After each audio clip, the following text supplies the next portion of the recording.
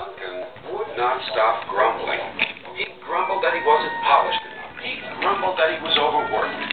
Most of all, he grumbled about the passengers. "I'm ashamed of you, Duncan," said Scarloey. "Thank goodness Rheneas is coming home soon. Perhaps he'll teach you some sense before it's too late." "What has Rheneas to do with me?" "Rheneas saved our railway," replied Scarloey. "Please tell us about it," said Peter Sam.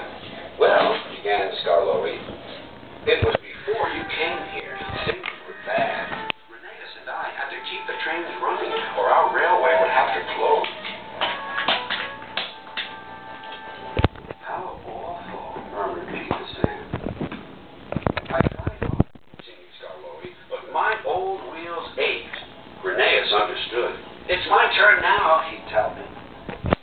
He was often short of steam, always struggled to a station and then rested there. "I mustn't stop between stations," he'd say. "The passengers wouldn't like it." Huffed Duncan. He had stopped on a viaduct and hadn't cared at all. "Passengers," continued Scarloey, "get cross if you stop at the wrong places. Rheneas stopped in the wrong place once, and this is what happened."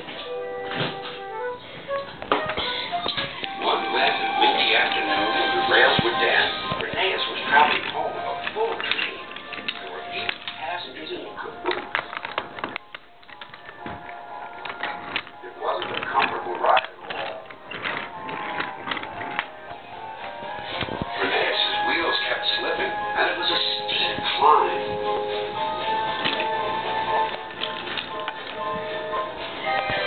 At last, his wheels gripped the rails again. The worst is over, he thought. Now we're away.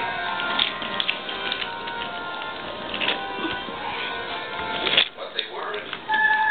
I've got a cramp," he groaned.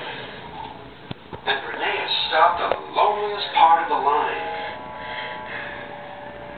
His driver examined him carefully. "Your valve gear has jammed. We need to reach the next station. Do you think you can still get us there?" "I'll try," replied Rheneas.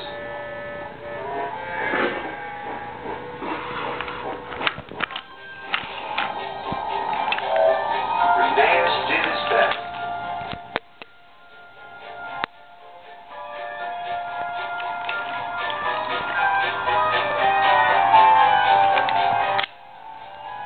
"If I fail," he thought to himself, "the passengers will be cross and the railway will close."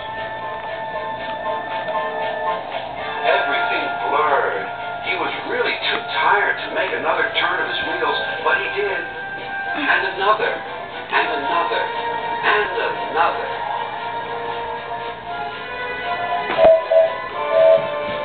Finally, tired but triumphant, Rheneas reached the station. "I'm here at last," he wheezed. "Thank you for getting us home," said the passengers.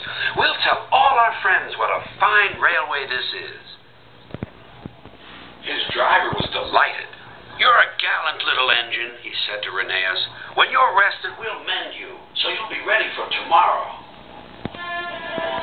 And, smiled Scarloey, Rheneas always was ready for tomorrow.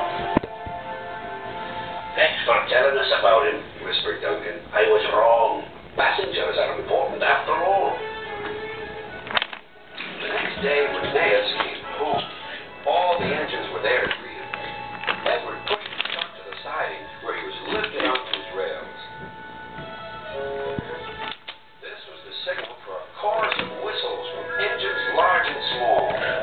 Everyone was happy, and Rheneas was the happiest of all. "You know," he whispered to Scarloey, "this helps a little engine to feel that it laughed.